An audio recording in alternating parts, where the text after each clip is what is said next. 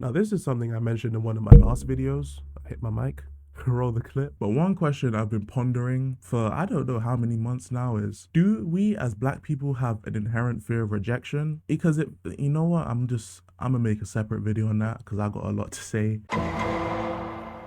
Now, as an introverted black man, dealing with women, it hasn't been easy for now. I'm gonna cut the bullshit. I'm gonna cut the posh shit out. As a shy guy, I don't really chat to women too much. Now, over the years, trying to develop and grow as an adult, I've built some confidence. A lot of it is down to retail work and just having to talk to strangers, come up with conversation ideas, all that kind of jazz. And while working at retail, I've had the pleasure, because it was funny as fuck, watching some of my colleagues approach women. Now, personally, I never really did that kind of stuff because I thought it was dumb. Like, you gotta picture this, right? Let's say you approach a woman and she rejects you. No problem, right? The rejection is the easiest part about it because now you know you don't have to pursue anymore. But the problem is that she rejects you at work. She knows exactly where you're gonna be at a certain time. If she's a regular, that makes it awkward. And even if she's not a regular, every time she's gonna go in the store, she's gonna be checking for you because you're the guy who tried to holler at her and it didn't work. And I know what you're thinking, Elijah, that's projection. You need to shut your ass up. No, I'm joking. It's not projection because I've seen it happen. I was working a few years ago in a different Sainsbury's. One of my co-workers approached a girl, right? Or approached a woman, let me say. He tried to get her number, try again Instagram. She rejected him. It was all cool. No one said nothing. It wasn't that deep. Fast forward to next week, same time, same place. She comes back to the store, but she brings her dad. Her dad is now there. We notice it because the checkouts is right where you walk in. The girl calls the guy over that she rejected and he goes over to like approve something, I don't know. All we hear now is shouting. We turn around, the dad got involved. I don't know what the daughter told the dad or whatever the hell, but there's all kind of shouting going on. The dad is pressing my colleague. He tries to report to the store manager. The store manager's getting involved, writes a statement. The woman writes a statement as well, acting like she's outraged, the world is ending. He threatens to call the police as well and get a sexual harassment charge on my colleague. My bro gets called into the office. Like, it's a long day. I mean, he's lucky. He's very lucky he got away with it. But I'm the type of guy, right, to look at something like that and say,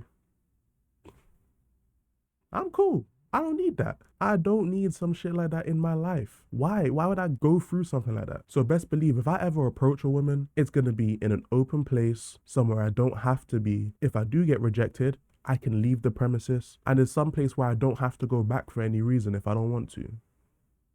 Best believe.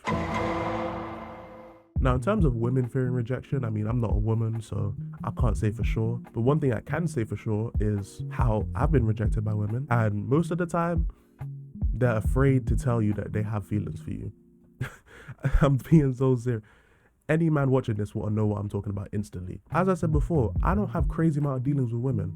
But one thing I will say is that a good couple of women who were feeling me or had some type of feeling towards me did not say shit until it was too late. At that point, they expected me to do some high jump or pole vault for your ass. I'm not doing that. I don't know. I'm more of like a hurdles guy, or I'm more of like a pass the baton kind of guy. What's that, tag team race? And while that's something that truly applies to both women and men, one thing that does only apply to women is assuming men's sexuality when the man doesn't want them. Because Lord knows this has happened to me before. It's happened to me twice. Once in England and once in St. Lucia. Another story time. Now, basically, I was in Carnival both times. The skeleton of the stories are pretty much the same, so I'm gonna talk about both stories like it's one story. Now, I was in Carnival, once in England, once in St. Lucia, and I'm just chilling. I'm with my boys. This woman comes up to me, right? Now, it's clear that the woman, there's something wrong with her. I don't know what's happening. After a couple seconds of talking to her, I realized she on that alcohol. You know what I'm saying? She off that Ray and Nephews. Oh, I just hit my camera, fuck. Oh no, she off that Campari, you know what I'm saying? She off the Henny, she off something, but she's not there like properly. I get to talking with her because obviously it's Carnival.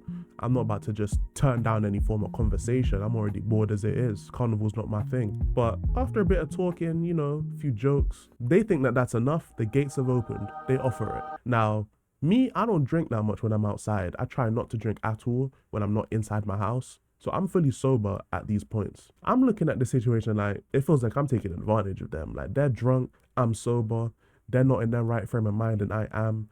If I really say yes to this, it's like I'm taking advantage of them. And you know me, I ain't doing none of that. So I politely declined. I'm like, nah, cool. There's plenty of men out there. Go do your thing. And after a bit of persistence, which surprised me, a side note, it made me realize a lot about myself.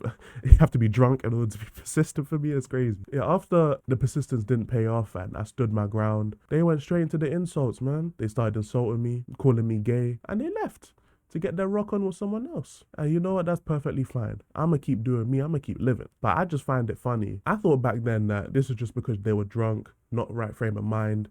They don't really mean the stuff. But then I go online and I see women saying the same thing. And at that point, it made me realize, is it actually drunk based, or is it under the influence based, or is it just an ego thing? Like I said, I'm gonna keep living though. But I won't keep you guys too long. I hope you guys enjoyed the video. Let me know if you guys deal with this or have dealt with something like this in the comment section below. I really need to get a new mic, man. I keep doing this shit. Peace. I'm not a savior nor a saint. Told 30s and sticks with an open case. I try to behave when I know I can't. So purpose of this is to motivate. What's the ticket? Shit we can negotiate. Take a toke of the law while I